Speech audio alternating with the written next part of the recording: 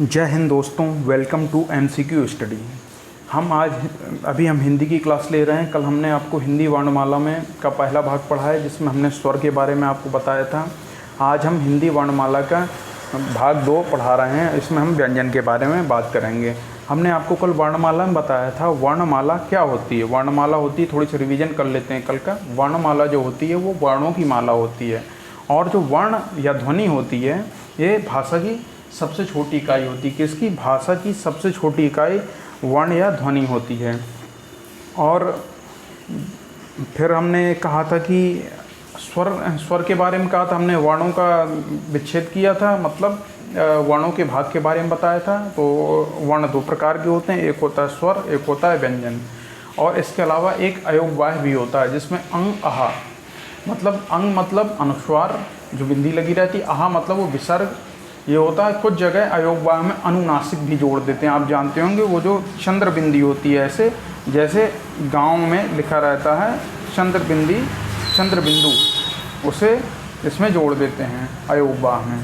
तो फिलहाल हमने कल आपको स्वर के बारे में बताया था। कितने स्वर बताए थे? हमने आपको कुल 11 स्वर बताए थे। कौन कौन से? आ, ई, ऊ, बड़ा ऊ, री, ए, ओ, औ। छोटा, बड़ा, छोटी ई, बड़ी ई, ऊ, छोटा ऊ, बड़ा ऊ, री वाला ऋषि, ए, ओ, औ। कुल 11 स्वर होते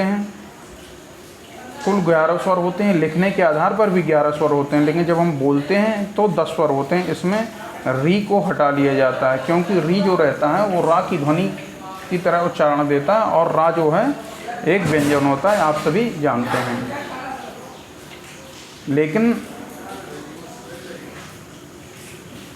जो री होता है, इसे जब कृपा लिखेंगे या कृष्ण लिखेंगे तब ये वाला री का यूज होता है, और यहाँ पर री जो होता है स्वर की तरह काम करता है।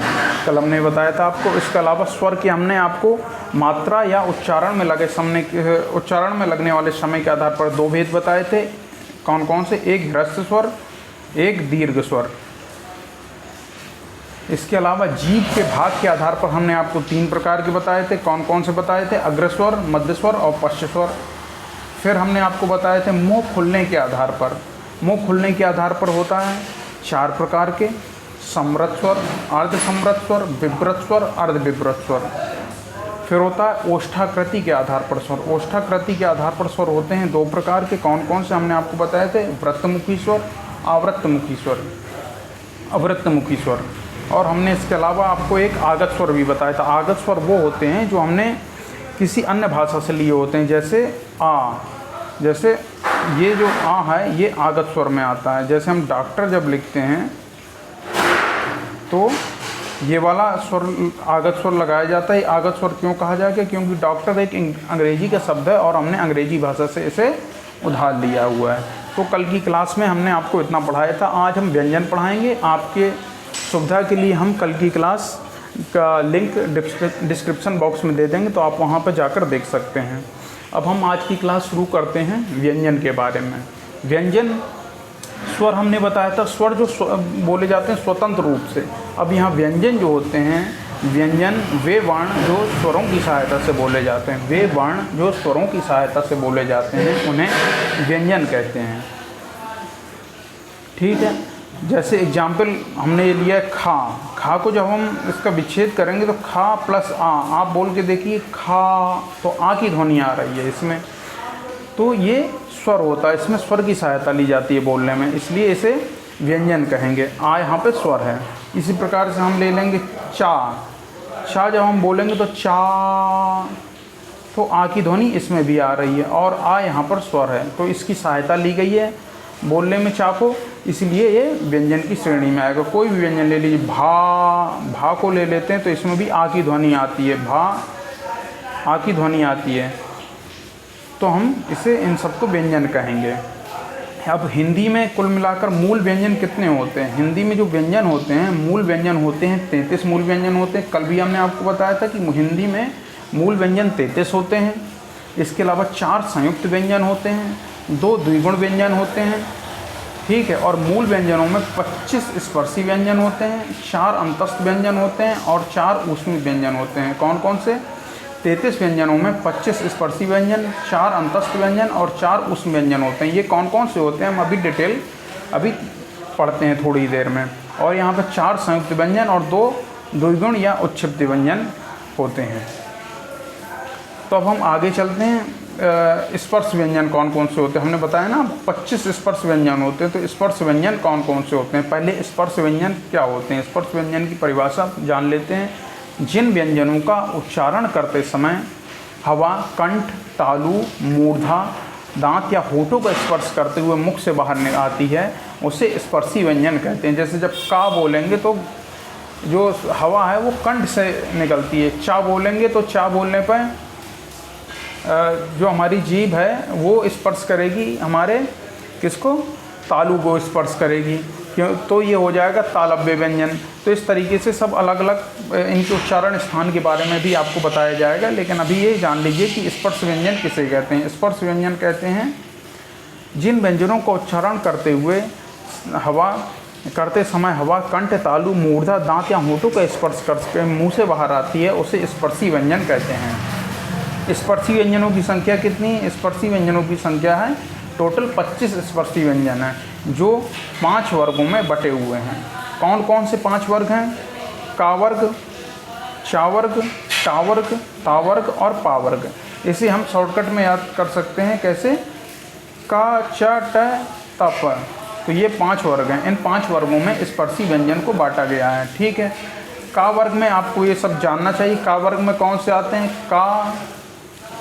का वर्ग में आएंगे का, खा, गा, घा, अंगा। चा वर्ग में आएंगे चा, छा, जा, झा, इया। टा वर्ग में आएंगे टा, ठा, डा, ढा, अणा। ता वर्ग में आएंगे ता, था, दा, धा, ना। पा वर्ग में आएंगे पा, फा, बा, भा, मा। इन्हें याद रखिएगा और आपको ये याद रखने भी ज़रूरी है, आपको ये आने चाहिए। और हम इसमें ये जो 2 होते हैं उत्क्षिप्त व्यंजन, उनके बारे में बात कर लेते हैं। ये तो स्पर्शी व्यंजन हो गए 25। इसके अलावा हमने आपको बताए थे 25 स्पर्शी व्यंजन, 4 संयुक्त व्यंजन और 4 उत्क्षिप्त या द्विगुण व्यंजन। तो उत्क्षिप्त या द्विगुण व्यंजन जो होते हैं वो रहते हैं अड़ा और ड़ा। मतलब यहाँ पे बिंदी लगी रहती है। इसमें देखिए, इसमें और इसमें बिंदी नहीं लगी, लेकिन इनमें यहाँ पर बिंदी लगी रहती है। तो इन्हें उत्क्षिप्त या द्विगुण व्यंजन कहते हैं। अब हम इसमें और जान लेते हैं। ये जो हमने बनाए हुए, इसमें ये जो आखिरी के 5 वर्ग के 1 2 3 4 5वां अक्षर 5 वर्ग का, तो इसे हम पंचमाक्षर भी कहते हैं। ये भी पूछा गया है कि एक प्रश्न आया था कि इनमें से पंचमाक्षरों का समूह कौन सा है, तो हम उसमें ये ऑप्शन में दिया था, तो यही सही हो गया था। इन्हें पंचमाक्षर कहते हैं या फिर इन्हीं को क्या कहते हैं? अनुनासिक या नासिक के व्यंजन कहते हैं। अनुनासिक या नासिक के व्यंजन कहते हैं क्योंकि ये नाक की सहायता से बोले जाते हैं। आप बोल के देखिए, अंगा, इया, अणा, ना, मा। आपको ऐसे लगेगा जैसे नाक से आवाज़ आ रही है, तो इसलिए नाक की सहायता से बोले जाते हैं। ये वर्ग जो हैं सारे हमें याद करने हैं। एक एक वर्ग को याद करिएगा, तभी हम स्पर्शी व्यंजन बता सकते हैं। फिर अघोष, सघोष होते हैं, उनको बता सकते हैं। अल्पप्राण और महाप्राण होते हैं, उनके बारे में भी बता सकते हैं, क्योंकि इन सब के बारे में क्वेश्चन पूछा जाता है। तो आपको ये याद रखने जरूरी है। तो स्पर्शी व्यंजन ये हो गए, ये 25 स्पर्शी व्यंजन हो गए। का वर्ग, चा वर्ग, टा वर्ग, ता वर्ग, पा वर्ग। और अणा और ढा जो है ये हुए उत्क्षिप्त व्यंजन। ये हुए उत्क्षिप्त व्यंजन। अब हम आगे देखते हैं। स्पर्श व्यंजन हो गए, उत्क्षिप्त व्यंजन हो गए। अब हम अंतस्थ व्यंजन के बारे में बात करते हैं। अंतस्थ व्यंजन हमने बताया कि आपको 4 अंतस्थ व्यंजन होते हैं, क्योंकि हिंदी में मूल कितने 33 व्यंजन होते हैं। 33 में से 25 स्पर्शी व्यंजन हो गए, 4 अंतस्थ व्यंजन हो गए और 4 हुए ऊष्म व्यंजन। तो अंतस्थ व्यंजन जो 4 थे वो कौन कौन से हैं? वो हैं या, रा, ला और वा। याद रखिएगा, या, रा, ला और वा, ये 4 अंतस्थ व्यंजन हैं। ठीक है, 4 अंतस्थ व्यंजन हो गए। अंतस्थ व्यंजन का मतलब जब अंदर से उच्चारण होने वाले, मतलब अंतःकरण के माध्यम से उच्चारण होने वाले व्यंजन, जिन्हें बोलने में जोर लगाना पड़े, उन्हें अंतस्थ व्यंजन कहते हैं। और ये 4 होते हैं। कौन कौन से? या, रा, ला और वा। ठीक है, अब हम या, रा, ला और वा में हम जानते हैं, इसमें से जो या और वा है इसे हम अर्धस्वर कहेंगे। अर्धस्वर क्यों कहेंगे?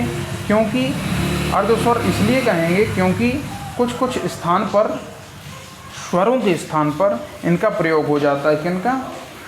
या और वा का स्वरों के स्थान पर प्रयोग हो जाता है कभी कभी। जैसे हम बताते हैं, क्या लिखेंगे? जैसे हम लिए लिखते हैं, लिए।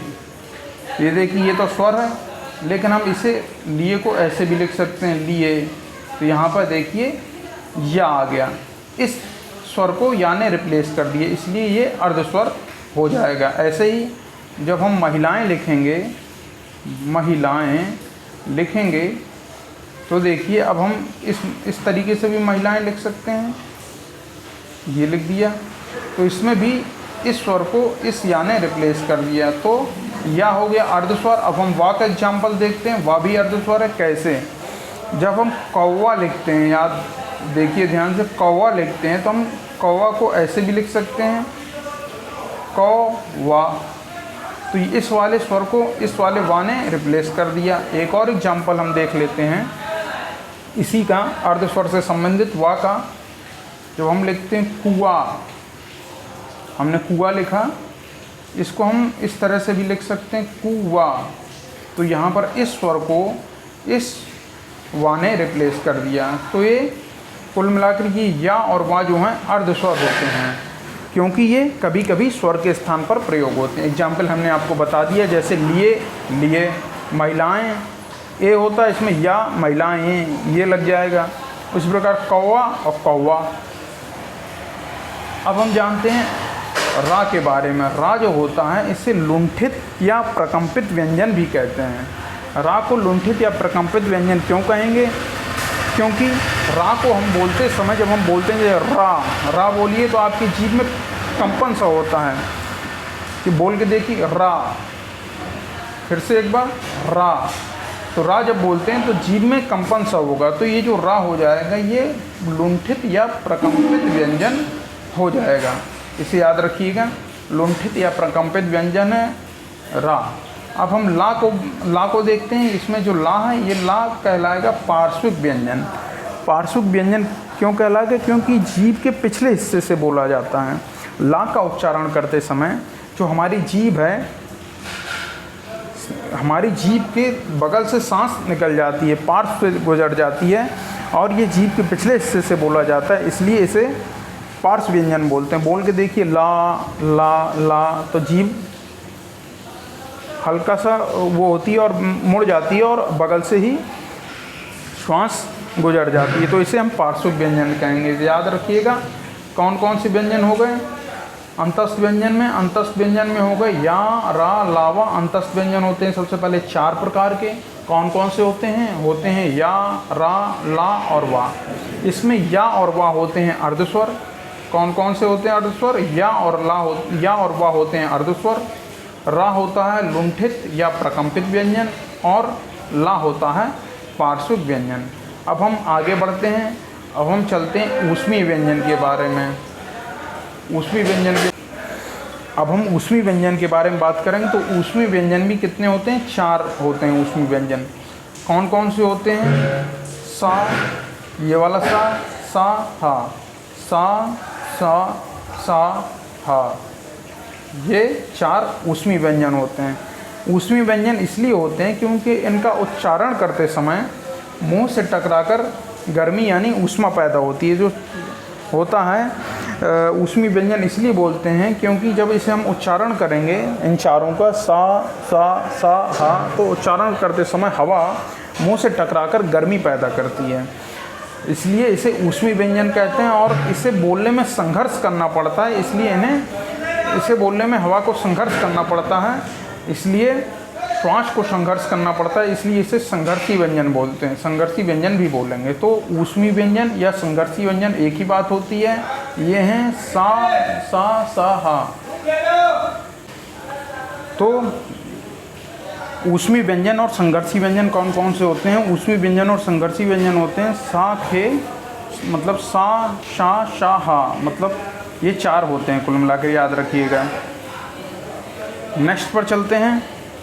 अब होते हैं संयुक्त व्यंजन। संयुक्त व्यंजन हमने बताए थे ना कि मूल व्यंजन 33 होते हैं, मूल व्यंजन 33 होते हैं। संयुक्त व्यंजन होते हैं कितने? 4 संयुक्त व्यंजन होते हैं और 2 उत्क्षिप्त या द्विगुण व्यंजन होते हैं। तो हमने उत्क्षिप्त व्यंजन बता दिया और हमने पूरे स्पर्शीय व्यंजन, अंतस्थ व्यंजन और ऊष्मीय व्यंजन बता दिया। अब हम आते हैं संयुक्त व्यंजन में। संयुक्त व्यंजन कौन कौन से होते हैं? संयुक्त व्यंजन होते हैं छा, त्रा, ज्ञा और स्रा। इन्हें ये भी 4 होते हैं। इन्हें संयुक्त व्यंजन क्यों कहते हैं? क्योंकि ये 2 अलग अलग व्यंजनों के संयोग से बनने वाले व्यंजन होते हैं, इसलिए इन्हें संयुक्त व्यंजन कहते हैं। 2 अलग अलग व्यंजनों के बनने वाले व्यंजन को हम संयुक्त व्यंजन कहते हैं। जैसे जब हम छा, त्रा, ज्ञा ये 4 होते हैं, इन चारों को देखेंगे। जो छा बनेगा ये बनेगा आधा का और इस वाले सा से, ये छा बनेगा। फिर त्रा बनेगा, ता आधा ता और रा से त्रा बन गया। फिर ज्ञा को हम देखेंगे, जा, ये भी आधा हलंत लगा है और यहाँ से ये जा बन गया, सॉरी ज्ञा बन गया। और जो स्रा बनेगा किससे बनेगा? ये वाले सा से प्लस रा से। ये वाला सा कौन? शिखर या सलजम वाले सा को यूज करेंगे। तो ये देखिए, ये जो चारों व्यंजन हैं छा, त्रा, ज्ञा और स्रा, ये चारों 2 व्यंजनों के मेल से बन रहे हैं, इसलिए इन्हें संयुक्त व्यंजन कहते हैं। तो याद रखिएगा, जब पूछा जाए संयुक्त व्यंजन कितने होते हैं तो हम बताएंगे 4। कौन कौन से? छा, त्रा, ज्ञा और स्रा। फिर अगर हमसे पूछा जाए ऊष्मीय व्यंजन कौन कौन से होते हैं तो हम ऊष्मीय व्यंजन भी बताएंगे। 4 व्यंजन ही होते हैं, सा, सा, सा, हा। इन्हें संघर्षी व्यंजन भी कहते हैं। फिर अगर हमसे पूछा जाए अंतस्थ व्यंजन कौन से होते हैं तो अंतस्थ व्यंजन भी हम बताएंगे। ये भी 4 होते हैं। कौन कौन से? या, रा, ला और वा। इसमें से अर्धस्वर पूछा जाएगा किसे कहते हैं तो हम या और वा को अर्धस्वर कहेंगे, ठीक है। फिर पूछा जाएगा कि लुंठित व्यंजन किसे कहते हैं, लुंठित या प्रकंपित व्यंजन, तो हम बताएंगे रा को कहते हैं। और पार्श्विक व्यंजन हम ला को कहते हैं। फिर अगर पूछा जाएगा तो हम बताएंगे स्पर्शी व्यंजन कितने होते हैं। स्पर्शी व्यंजन होते हैं 25 स्पर्शी व्यंजन होते हैं, ठीक है, टोटल। और हिंदी में मूल व्यंजनों की संख्या 33 होती है। तो अब हम आगे बढ़ते हैं। अब हम आगे बढ़ते हैं कि जैसे हमने आगत स्वर पढ़े थे वैसे ही हम आगत व्यंजन के बारे में भी पढ़ते हैं। आगत व्यंजन के बारे में भी पढ़ते हैं। यह है आगत व्यंजन। कौन कौन से होते हैं आगत व्यंजन? आगत व्यंजन होते हैं 5। कौन से? ये पहले देखिए, का, खा, गा, जा और फा।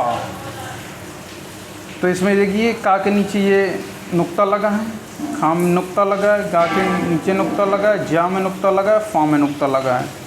तो ये जो नुक्ता लगा रहेगा इनके साथ इन्हें हम आगत व्यंजन कहेंगे। ये जो हैं ये फारसी या अरबी भाषा में प्रयोग किए जाते हैं, इन्हें भी यहाँ पे लाया गया है। ये मुख्यतः फारसी या अरबी भाषा में प्रयोग किए जाते हैं। एग्जाम्पल देख लेते हैं। जैसे हम जफ़र बोलेंगे, जफ़र, ये सीधे सीधे सिंपल जा के साथ बोलते हैं। लेकिन जब हम बोलेंगे जफ़र, जफ़र, जब हम बोलेंगे ज़फ़र तो ये वाला नुक्ता वाला जा लग जाएगा।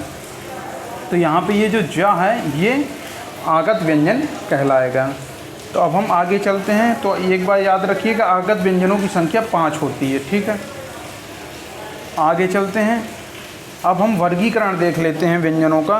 व्यंजनों का वर्गीकरण जैसे बहुत पूछा जाता है, घोष, सघोष, अघोष, सघोष पूछा जाता है। फिर अल्पप्राण, महाप्राण क्वेश्चन बहुत बनते हैं, तो हम इसको देख लेते हैं। फिर उसके बाद हम उच्चारण स्थान के बारे में बात करेंगे।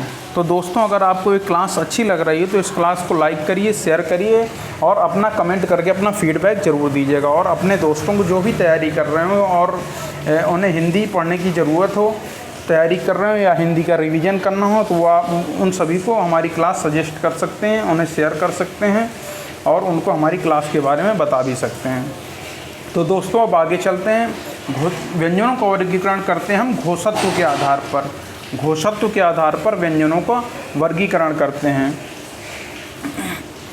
घोषत्व के आधार पर व्यंजन दो प्रकार के होते हैं, एक घोष या सघोष इसी को कहते हैं, एक होता है अघोष। फिर से एक बार, घोषत्व के आधार पर व्यंजन दो प्रकार के होते हैं, कौन कौन से? एक होता है अघोष, फिर होता है सघोष, इसी को हम घोष भी कहते हैं।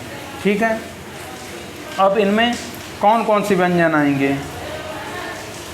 इसमें सबसे पहले हम ये बना लेते हैं जो हमने आपको कचट तप बताए था। कचट तप, ये जो 5 वर्ग हमने बताए थे स्पर्शी व्यंजन में, यही तो थे स्पर्शी व्यंजन, ये स्पर्शी व्यंजन ही तो थे। कचट तप पूरे 5 वर्ग में ये 25 ये स्पर्शी व्यंजन।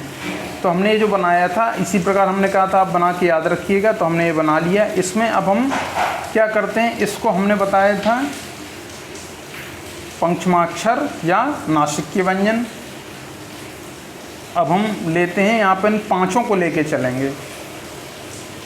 तो हम सबसे पहले अघोष को देख लेते हैं। तो अघोष में कौन कौन सी देखिए, हमने ये ग्रुप बना लिया फर्स्ट, ये हमारी पूरा दोनों के पूरा सेकेंड, ये हुआ थर्ड, ये हुआ फोर्थ और ये हुआ फिफ्थ। ठीक है, तो याद रखिएगा इस तरीके से आप चाहें तो स्क्रीनशॉट ले सकते हैं, चाहें आप अपनी नोटबुक पर ऐसे ही बना लें। तो अब इसमें देखेंगे कि ये जो अघोष पढ़ रहे हैं, अघोष में रहेगा, अघोष की पहले परिभाषा देख लेते हैं, जिसमें जिनके उच्चारण में आराम से वायु बाहर निकले बिना किसी अवरोध के। जैसे अघोष में का और खा आएगा तो का खा बड़े आराम से निकल रहा है, तो अघोष वर्ण कहेंगे। और सघोष या घोष में जिसमें बोलने में घोषत्व या दम लगे, जोर लगे थोड़ी सा, उसे सघोष कहेंगे। अब हम पहले एग्जाम्पल कौन कौन से होते हैं अघोष और सघोष उनको देख लेते हैं, फिर उसके बाद उच्चारण करके भी देखेंगे इनका। तो हमने बताया कि पहला जो नीचे हमने बनाया था, पहला वर्ग और दूसरा वर्ग, ये दोनों किस में आ जाएंगे? ये दोनों आ जाएंगे अघोष में। अघोष में आ जाएंगे पहला वर्ग और दूसरा वर्ग। तो हमने अघोष की क्या परिभाषा बताई थी आपको, जिसमें वायु आराम से बाहर निकले बिना किसी अवरोध के। आप उच्चारण करके देखिए, का खा बड़े आराम से बोला जा रहा, ता ठा आराम से आवाज़ निकल रही है बिना किसी अवरोध के, जोर भी नहीं लगाना पड़ा, पा फा ये हो गया। अब हम देखते हैं सघोष को।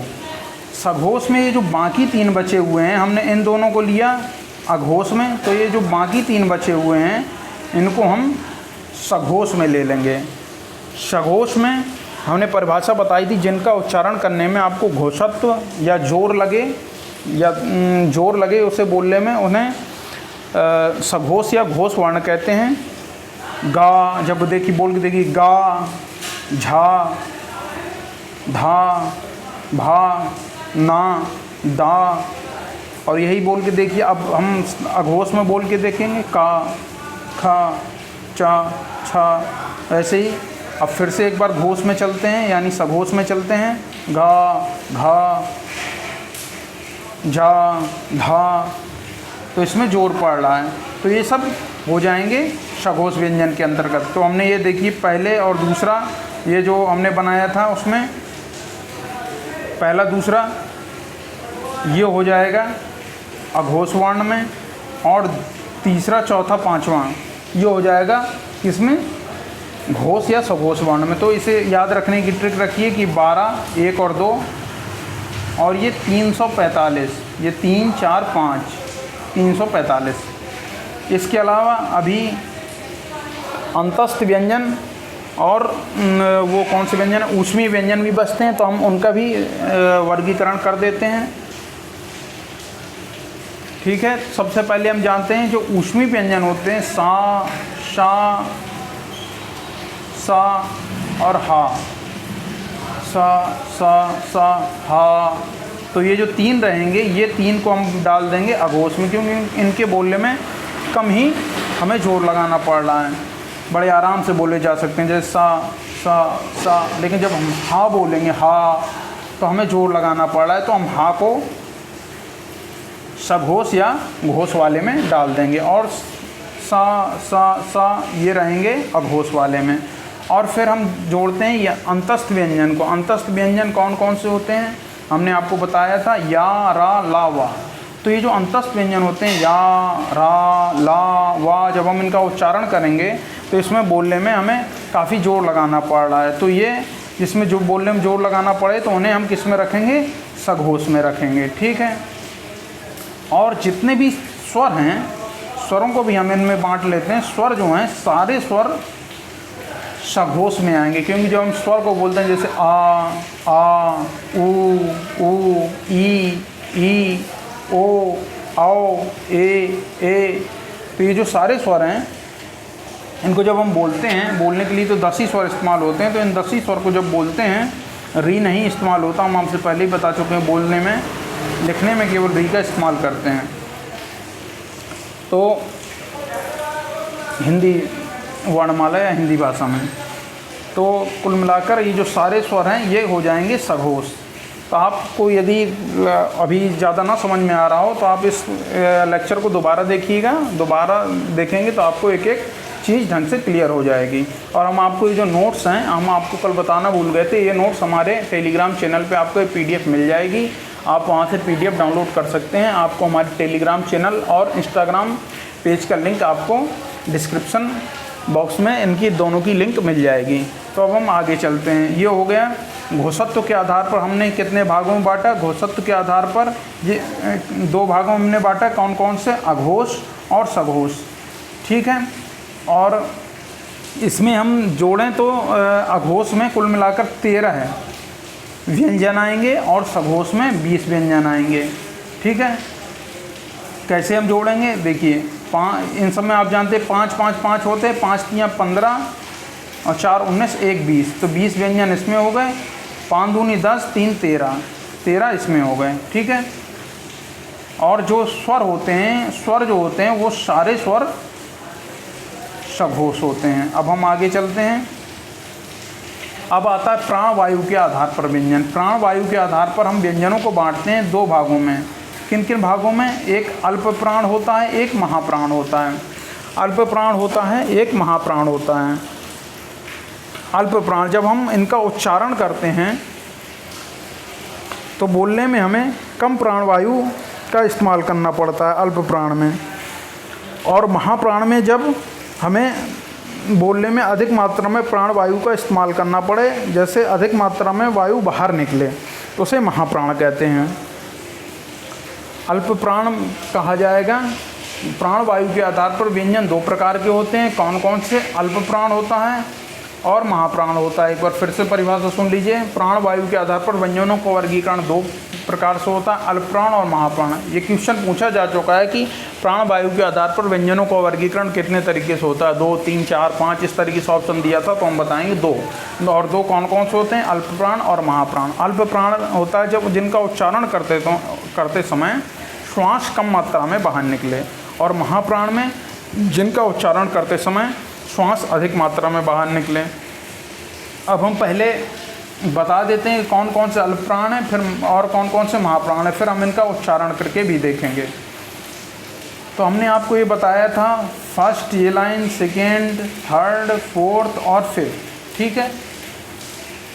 तो हमने अघोष में बताया था फर्स्ट और सेकेंड ये अघोष होते हैं, और सघोष में 3, 4 और 5 यानी तीसरी, चौथी, 5वीं ये ग्रुप है, ये रहता है सघोष या इसी को घोष कहते हैं। लेकिन इस वाले में क्या रहेगा, इसमें पहला एक छोड़ के दूसरा, एक छोड़ के पांचवा, सॉरी इसमें पहला एक छोड़ के तीसरा, एक छोड़ के पांचवा, यानी 1, 3 और 5 ये जो वर्ग हैं 1, 3 और 5 ये वर्ग रहेंगे अल्प प्राण में। किसमें रहेंगे, ये वर्ग अल्प प्राण में रहेंगे। और जो बाकी बचे 2 और 4 ये 2 और 4 रहेंगे महाप्राण में। तो याद रखिएगा अल्प प्राण में कौन कौन से, पहला, तीसरा और 5वां ये अल्प प्राण में रहेंगे, और दूसरा और चौथा ये दोनों महाप्राण में रहेंगे। इसे एक बार फिर से रिवीजन कर लेते हैं। फर्स्ट और सेकेंड जो हैं ये रहेगा अघोष में, 3, 4, 5 ये रहेगा सघोष या घोष में, और पहला, तीसरा और पांचवा ये रहेंगे अल्प प्राण में, और दूसरा और चौथा ये रहेंगे महाप्राण में। तो अब हम देखते हैं कौन कौन से आ जाएंगे अल्प प्राण में। हमने बताया पहला, तीसरा, पांचवा, तो इसे याद करने के लिए हम 135 भी लिख सकते हैं, और महाप्राण में दूसरा और चौथा, तो इसे 24 लिख सकते हैं। इसके अलावा हमने एक बार फिर से अंतस्थ और ऊष्मी व्यंजन के बारे में बात करते हैं। हमने उसमें भौसत्व के आधार पर जब बांटा था तब हमने भी बात के इन दोनों को बांटा था। अब हम फिर से अंतस्थ व्यंजन और ऊष्मी व्यंजन के बारे में बात करते हैं। तो अंतस्थ व्यंजन कौन कौन से होते हैं? 4 प्रकार के हमने बताया था, या, रा, लावा। तो इसमें जो अंतस्थ व्यंजन है ये चारों अल्प प्राण में जोड़ दिए जाते हैं। अल्प प्राण में अंतस्थ व्यंजन जोड़ दिए जाते हैं। और जो ऊष्मी व्यंजन है कौन कौन से? 4 ये भी होते हैं, सा, सा, था। तो ये चारों महाप्राण में जुड़ जाएंगे, ये चारों महाप्राण में जुड़ जाएंगे। और इसके अलावा जो स्वर होते हैं, स्वर को हमने सघोष में जोड़ा था, यहाँ पर स्वर सब अल्प प्राण में जुड़ जाएंगे। किस में जुड़ जाएंगे? स्वर सब अल्प प्राण में जुड़ जाएंगे। एक बार हम फिर से रिवीजन कर लेते हैं। अल्प प्राण में पहला वर्ग, तीसरा वर्ग और पांचवा वर्ग एक एक छोड़ के, फिर अंतस्थ व्यंजन इसमें आएंगे। कौन कौन से अंतस्थ व्यंजन? या, रा, लावा, चारों आएंगे, और सारे स्वर इसमें जुड़ जाते हैं। अब महाप्राण के बारे में बात करते हैं। दूसरा और चौथा वर्ग प्लस समस्त ऊष्मी व्यंजन सा, हा, ये इसमें जुड़ जाएंगे। दोस्तों अब हम आगे चलते हैं। अगर आपको समझ में ना आया तो आप PDF देखिएगा, हमारे टेलीग्राम चैनल पर जाकर PDF को प्रिंट करा लीजिएगा, उसके बाद आप हमारी क्लास पढ़िएगा तो आपको ज़्यादा बेहतर तरीके से समझ में आएगा। इसके बाद हम चलते हैं, आपको आगे चलते हैं। अब हम बताते हैं सभी स्वर। एक ये क्वेश्चन भी आया था कि सभी स्वर हैं, पूछा गया था अल्प प्राण हैं कि महाप्राण हैं कि अल्प प्राण सघोष हैं या अल्प प्राण अघोष हैं। तो हम बताएंगे जो सारे स्वर होते हैं, हमने आपको बताया सारे स्वर क्या होते हैं? अघोष होते हैं, सारे स्वर क्या होते हैं? सघोष होते हैं, और ये अल्प प्राण में आते हैं। सारे स्वर अल्प प्राण और सघोष होते हैं। तो याद रखिएगा सभी स्वर जो हैं अल्प प्राण और सघोष होते हैं। अब हम चलते हैं द्विज व्यंजन या द्वित्व व्यंजन, या इसी को युग्मक ध्वनि भी कहते हैं कहीं कहीं पर। तो द्विज व्यंजन या द्वित्व व्यंजन जो रहते हैं उन्हें कहते हैं जहाँ लगातार 2 व्यंजन आ जाएं।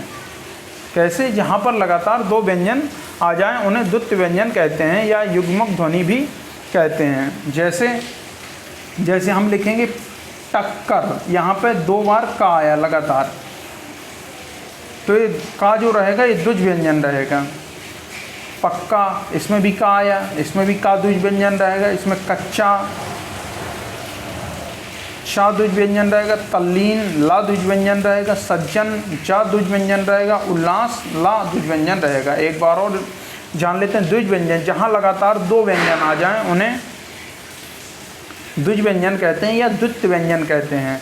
जैसे टक्कर, इसमें 2 बार का आया है। पक्का 2 बार का आया। कच्चा 2 बार चा आया। तल्लीन 2 बार ला आया। सज्जन में 2 बार जा आया। उल्लास में 2 बार ला आया है। इन्हीं को युग्मक ध्वनि भी कहते हैं। ये युग्म बना के, जैसे सज्जन 2 बार जा बोला गया, उल्लास 2 बार ला बोला गया, तो इन्हें द्वित्व व्यंजन कहते हैं या द्विज व्यंजन कहते हैं। अब हम इसके आगे चलते हैं। अब हम आपको उच्चारण स्थान के बारे में भी बता देते हैं। उच्चारण स्थान, ये प्रश्न बहुत पूछे जाते हैं कि किसका उच्चारण स्थान कौन सा है।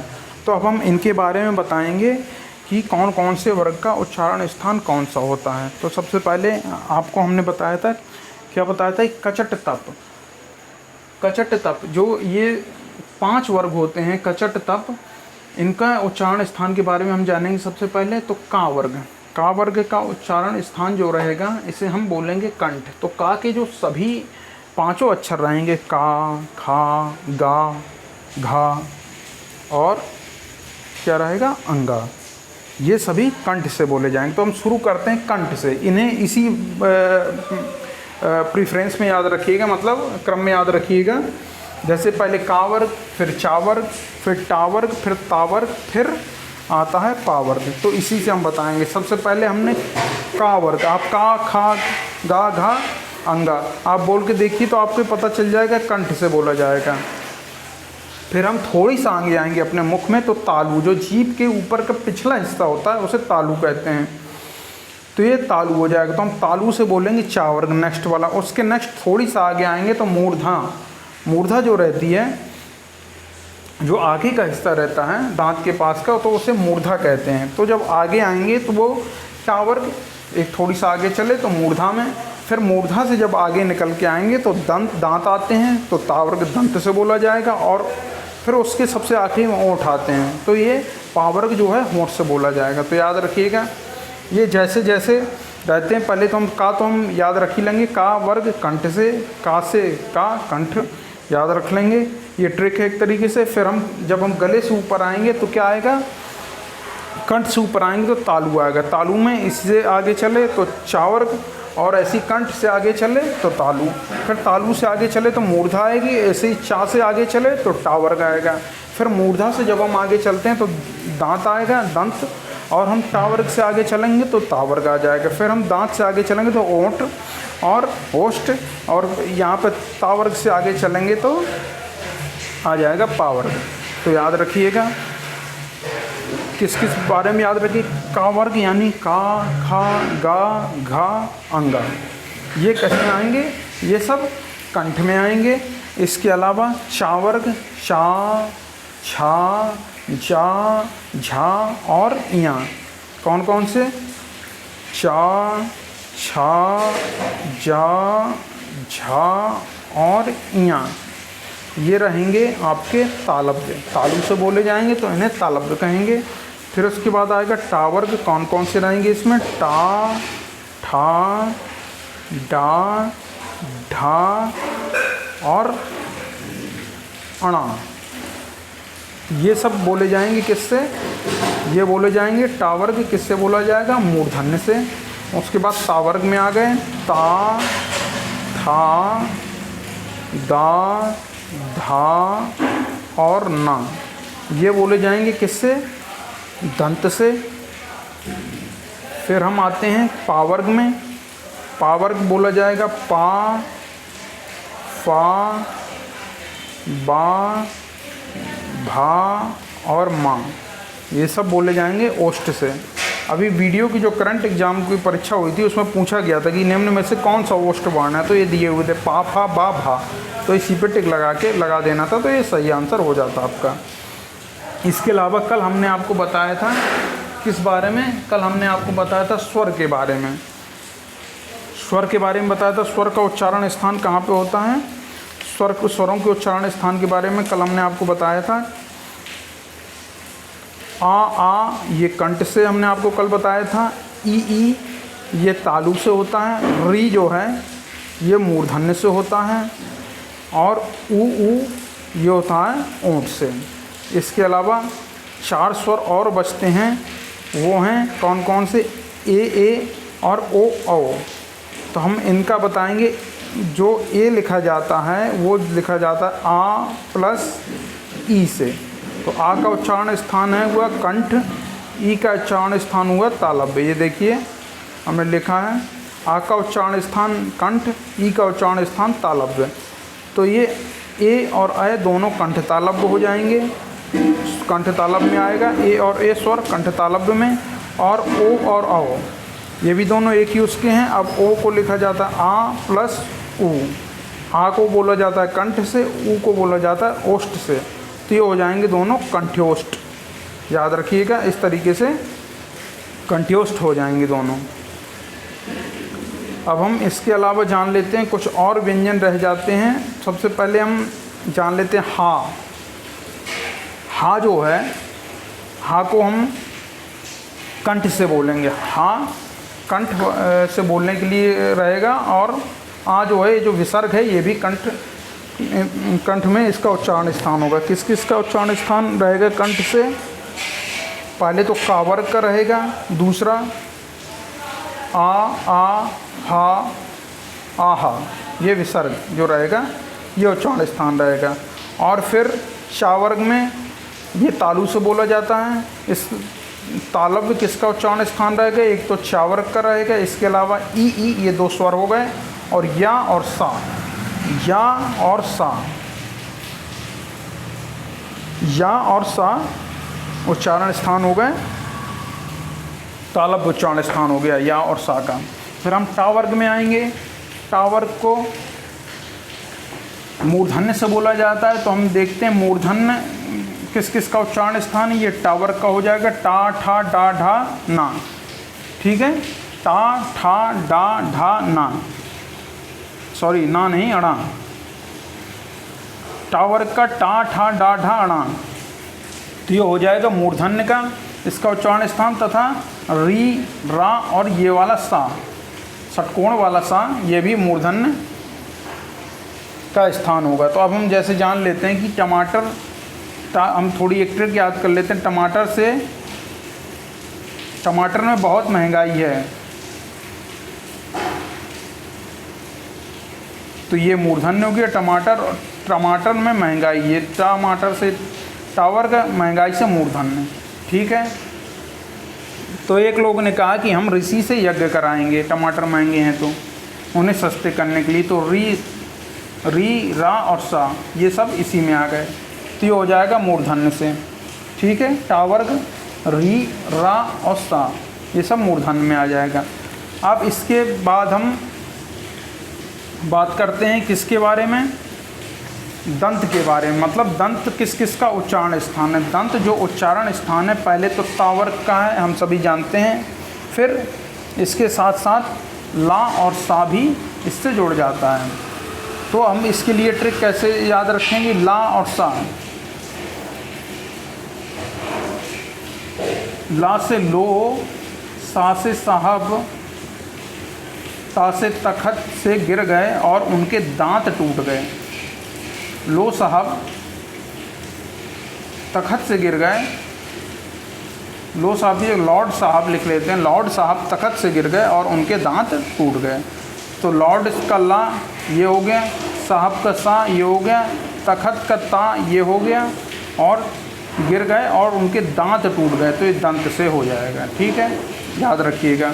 तो दंत उच्चारण स्थान किस किस का है, तावर्ग का। तावर्ग में कौन कौन से आते हैं, ता था दा धा ना, ता था दा धा ना, और इसके अलावा ला और सा, इसमें लो लॉर्ड साहब तखत से गिरे और उनके दांत टूट गए, तो याद रखिएगा दंत से उच्चारण स्थान है उसका। अब हम ओंठ का उच्चारण स्थान देखते हैं। ओंठ से किस किस का उच्चारण स्थान है, तो ओंठ से उच्चारण स्थान है पा वर्ग का। पा वर्ग में कौन कौन से आते हैं, पा, फा, बा, भा और मा, ये पा वर्ग में आते हैं, तो इनका उच्चारण स्थान ओंठ से है। और इसके साथ साथ ऊ और बड़ा ऊ, इनका उच्चारण स्थान भी होंठ से है। तो इसकी ट्रिक कैसे याद रखेंगे, जब हम पान खाते हैं तब हमारे होंठ लाल हो जाते हैं, तो ये तो जब पान खाते हैं पान से पावर्ग खाते हैं तो हमारे होंठ लाल हो जाते हैं, तो ओष्ठ से इसका उच्चारण होगा। फिर हम जब कोई कुछ बोलता है फिर हम ऊ की आवाज़, फिर हम बोल नहीं पाते, जब पूरा मुंह पान से भरा होता है हम ऊ की ध्वनि करते हैं, मतलब आवाज़ हमारी स्पष्ट नहीं आती, ऊ की ध्वनि आती है। तो एक तरीके से इस तरीके से हम याद कर सकते हैं, ऊ मतलब हम कब कर रहे हैं, इसका उच्चारण स्थान कब हम ऊ करेंगे, तो इसका उच्चारण स्थान कहाँ से होगा, जब हमने पान खाया और हमारे ओंठ लाल हो चुके हैं या रच चुके हैं, कुछ भी मान लीजिए, इस तरीके से याद कर लेंगे। तो आप इसको ट्रिक को इनको दोबारा देखिएगा, इन्हें लिख लीजिएगा, तो आप इन्हें याद रख पाएंगे। और पा वर्ग की एक बात और बता दें, पा वर्ग को बच्चा वर्ण कहते हैं या बालक वर्ण कहते हैं। क्यों कहते हैं, क्योंकि बच्चों के मुख से सबसे पहले यही वर्ण निकलते हैं। जैसे पा में कौन कौन सा आता है, जैसे पापा निकलता है तो पा हो जो होगा, ये पा वर्ग का होता है। मम्मी निकलता है यानी माँ, तो ये भी पा वर्ग का है। बाबा, ये बा, ये भी पा वर्ग का है। इस तरीके से जो भी रहते हैं इससे, तो पा वर्ग को हम बच्चा वर्ण कहते हैं, और क्योंकि ये बच्चों के मुख से सबसे पहले निकलते हैं। और ये जो वर्ण है ये दोनों होंठ मिलाकर बोले जाते हैं। तो बच्चा जब बोलना सीखेगा तो पहले होंठ मिलाकर ही बोलना सीखेगा ना, उसके बाद वो दांतों का इस्तेमाल करेगा। फिर इस तरीके से। तो ये बच्चा वर्ण होते हैं पा वर्ग वाले, केवल पा वर्ग होता है बच्चा वर्ण, ये ऊ और ऊ नहीं, केवल पा वर्ग, पा, फा, बा, भा, मा, ये बच्चा वर्ण होते हैं। ठीक है। इसके अलावा कौन सा बच गया? इसके अलावा अभी वा बच गया, वा व्यंजन बच गया। तो वा व्यंजन को हम दंत्योष्ठ में रखते हैं, याद रखिएगा। दांत और ओंठ को मिलाकर हम वा का उच्चारण करते हैं। बोल के देखिए, वा वा। तो आपके वा वा, तो आपके होंठ भी मिल रहे हैं और वा वा वा, और दांतों में भी मूवमेंट हो रही है। ठीक है दोस्तों, तो ये सब हैं आपके व्यंजन के बारे में। इसके अलावा अब हम आपको कुछ क्वेश्चन भी दे रहे हैं, और पहले हम इसके अलावा कुछ और चीज़ें हम बता देते हैं किस बारे में। जो री का प्रयोग होता है, जैसे ये वाली री है, जब हमने कहा इसे हटा दिया जाता है तो री का प्रयोग प्रायः तत्सम शब्दों में किया जाता है। जब हम बोलते हैं तो, जब हम लिखते हैं तब 11 स्वर होते हैं, हमें आपसे बताया था, और बोलने में 10 स्वर हो जाते हैं क्योंकि री हट जाता है। तो री का प्रयोग जो है प्रायः तत्सम शब्दों में हम करते हैं, जैसे ऋषि लिखना है। ठीक है, तो हम री का प्रयोग करेंगे। अब हम रा के कुछ प्रचलित रूप देख लेते हैं। रा जो है हमने आपको बताया ये एक व्यंजन है, इसके कुछ प्रचलित रूप कौन कौन से हैं। इसका प्रचलित रूप जैसे हम प्रकार लिख देंगे, सबसे पहले प्रकार लिखते हैं तो ये जो ये वाला प्रा है, पहला ये जो इनने लगाया रा, ये पहला प्रचलित रूप है। दूसरा जब हम लिखते हैं कौन सा, धर्म लिखेंगे, तो ये जो ऊपर रा लगाया है ये दूसरा प्रचलित रूप है। और तीसरा जब हम राष्ट्र लिखते हैं तो ये जो नीचे लगा है ये भी इसका प्रचलित रूप है। 3 तरीके से बहुत इस्तेमाल में आता है रा। अब हम आगे चलते हैं, कुछ हम आपको इम्पोर्टेंट क्वेश्चन कराए दे रहे हैं जो आ चुके हैं अभी तक कुछ एग्ज़ाम्स में आ चुके हैं, तो हम इम्पोर्टेंट क्वेश्चन आपको करा दे रहे हैं। कौन कौन से इम्पोर्टेंट क्वेश्चन करा रहे हैं? सबसे पहले तो हम री के बारे में बता रहे हैं। री जो होता है, री मिलके बना होता है रा आधा रा प्लस ई से। जो री इसमें पूछा गया है कि री जो है किससे मिलके बना होता है, आ चुका है क्वेश्चन, तो हमें याद रखना है रा प्लस ई से मिलके री बना होता है, याद रखिएगा।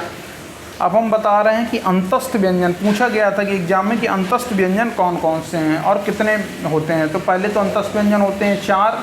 कौन कौन से होते हैं हमने आपको बताया है, या, रा, ला और वा, ये अंतस्थ व्यंजन होते हैं। नेक्स्ट क्वेश्चन पर चलते हैं। ऊष्मी व्यंजन है। ऊष्मी व्यंजन आप सभी जानते हैं 4 होते हैं। कौन कौन से होते हैं? कौन कौन से होते हैं? ये होते हैं सा, खटकोण वाला सा, फिर होता है ये सरौते वाला सा, और फिर हा। ये शिखर यानी सलजम वाला सा, ये खटकोण वाला सा, ये सफ़र वाला सा, और ये हा हो गया। तो याद रखिएगा ये 4 ऊष्मी व्यंजन होते हैं। इन्हीं को हम संघर्षी व्यंजन भी कहते हैं। हिंदी वर्णमाला में पंचाक्षरों की संख्या क्या है? हमने आपको बताया था हिंदी वर्णमाला में पंचाक्षरों की संख्या 5 है। इसी को हम अनुनासिक व्यंजन भी कहते हैं। कौन कौन से होते हैं?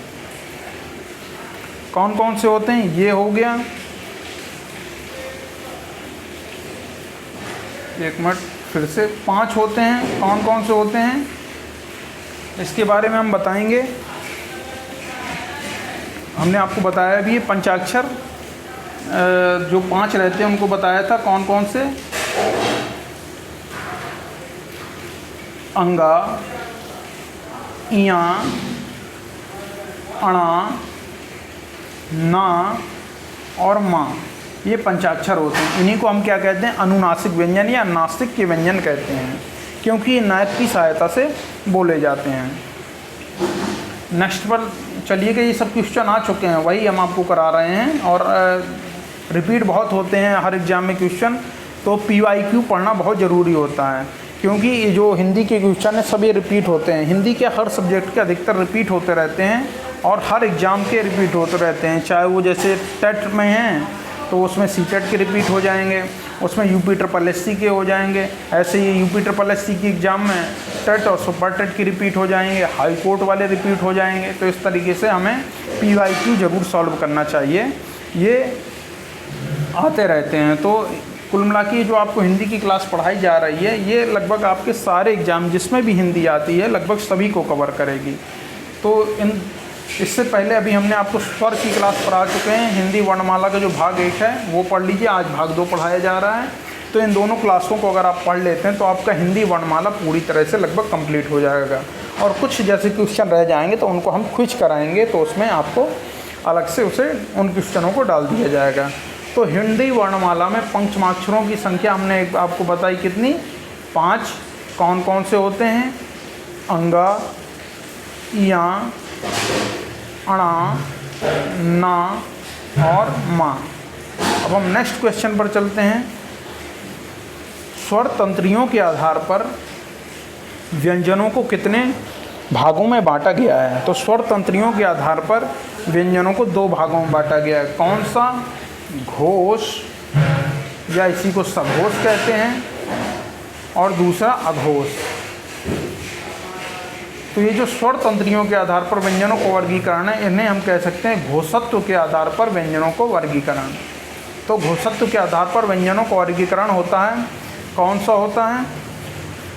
घोषत्व के आधार पर होता है अघोष और सघोष। ठीक है, अब हमने आपको बताया था कि अघोष व्यंजन कौन कौन से होते हैं। एक अघोष व्यंजन जो रहते हैं, हाँ, अघोष व्यंजन रहते हैं कौन कौन से? ये जो पहला और दूसरा वर्ग है ये अघोष व्यंजन में आता है, और तीसरा, चौथा, पांचवा ये घोष व्यंजन में आता है। इसके अलावा अघोष व्यंजन में आता है शा, शा, शा, यह घोष व्यंजन में आता है, और सघोष यानी घोष व्यंजन में पूरे अंतस्थ व्यंजन या, रा, ला, वा, हा आता है, और सारे स्वर आते हैं।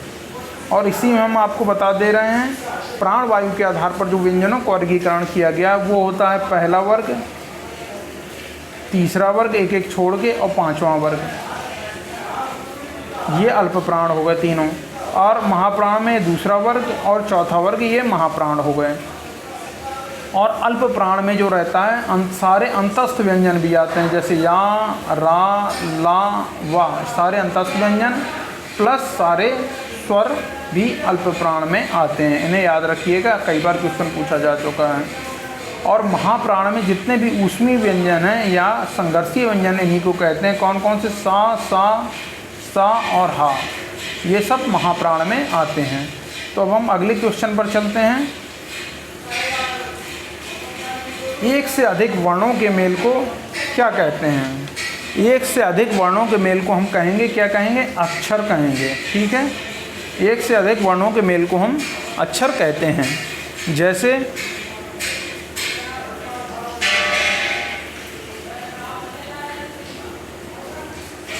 खा, दन, ओ बराबर हो जाएगा खो, तो ये अक्षर हो जाएगा। तो ये क्वेश्चन पूछा गया है UPSSC वीडियो में ही पूछा गया था कि एक से अधिक वर्णों के मेल को क्या कहते हैं, तो हम बता देंगे अक्षर कहते हैं, याद रखिएगा। नेक्स्ट पर चलते हैं। अब हम उच्चारण स्थान के बारे में देख लेते हैं। उच्चारण स्थान, का, खा का उच्चारण स्थान है। का और खा का उच्चारण स्थान क्या होगा? हमने आपको बताया था का से कंठ याद रखिएगा। तो ये तो जैसे का और खा, का वर्ग पूरा कंठ से है, तो का, खा ये किसके हैं? का वर्ग के हैं, तो हम बता देंगे कंठ से इनका उच्चारण होगा। सा का उच्चारण, सा का उच्चारण हमने आपको बताया था किससे? तालव्य से होगा, क्योंकि तालव्य से कौन कौन से वर्ग का उच्चारण होता है? चा वर्ग का तो रहता ही है, चा, छा, जा, झा, इया, ये रहता ही, प्लस इसके अलावा 2 स्वर रहते हैं, कौन कौन सी? ई मतलब छोटी ई और बड़ी ई। इसके अलावा या रहता है और सा रहता है शिखर वाला। तो ये जो है इसे तालव्य व्यंजन कहेंगे। आप उच्चारण स्थान जो हमने पढ़ा है उसमें जाके देखिएगा, आपको पूरे लिखे हुए मिलेंगे। नेक्स्ट पर चलते हैं। तालव्य व्यंजन है। तालव्य व्यंजन कौन कौन से हैं? तालव्य व्यंजन होते हैं टा वर्ग प्लस या और सा, ये तालव्य व्यंजन में आते हैं। कौन कौन से? टा वर्ग प्लस या और सा तालव्य व्यंजन में आते हैं। टा वर्ग में कौन कौन से आते हैं? टा, ठा, डा, ढा, अणा प्लस या और सा, ये दोनों, ये पूरे जो हैं ये तालु से बोले जाते हैं, इसलिए इन्हें तालव्य व्यंजन कहते हैं। अब हम या का उच्चारण स्थान के बारे में पूछेंगे। ये क्वेश्चन आ चुका है कि या का उच्चारण स्थान कौन है, तो या का उच्चारण स्थान हम बता देंगे। अभी हमने आपको बताया या का उच्चारण स्थान तालु है, यानी ये तालव्य व्यंजन है। नेक्स्ट पर चलते हैं। ता, था, दा, धा, ना, ला, सा, ये इसका उच्चारण स्थान कौन सा है? तो हमने बताया था ता वर्ग जो है, इसमें ता था, दा था, ना, ये क्या है? ता वर्ग हैं। तो हमने आपको ट्रिक बताई थी कि लॉर्ड साहब तख्त से गिर गए और उनके दांत टूट गए। तो याद रखिएगा ये सब, इनका उच्चारण स्थान क्या रहेगा? दंत रहेगा। इनका उच्चारण स्थान दंत रहेगा, इन सभी का उच्चारण स्थान दंत रहेगा, उस ट्रिक से याद रखिएगा। अब हम टा वर्ग का उच्चारण स्थान के बारे में बात करते हैं। तो टा वर्ग का वैसे तो आप जानते हैं कि मूर्धन्य होता है, क्योंकि जब हमने आपको बताया था कि का कंठ से, चा तालु से थोड़ा आगे आएंगे तो टा मूर्धन्य से थोड़ा आगे आएंगे, तो ता वर्ग दांत से, फिर पा वर्ग होंठ से सबसे आखिरी में। लेकिन हमने आपको इसकी एक ट्रिक भी बताई थी, क्या? टा से टमाटर महंगे यानी मूर्धन्य हो गए हैं, तो हम ऋषि से हवन कराएंगे, यानी री, रा और सा। तो टा वर्ग प्लस री, रा और सा ये सब बोले जाते हैं मूर्धन्य से। कौन कौन से? टा वर्ग का उच्चारण स्थान मूर्धन्य प्लस इसमें री, रा और सा, ये भी मूर्धन्य से बोले जाते हैं। तो हमने इसकी ट्रिक क्या बताई थी? टमाटर महंगे हो गए हैं, यानी टा से, टमाटर से टा जो रहेगा तो टा वर्ग हो जाएगा, मूर्धन्य महंगे हो गए हैं। अब हम ऋषि से हवन कराएंगे, तो री सी से हवन कराएंगे, ठीक है। नेक्स्ट पर चलते हैं। सा का उच्चारण स्थान, ये वाले सा का उच्चारण स्थान तो अभी बताया, ऋषि से हवन कराएंगे क्योंकि टमाटर महंगे हो गए हैं, तो मूर्धन्य, तो ये हो जाएगा मूर्धन्य। अब हम नेक्स्ट पर चलते हैं।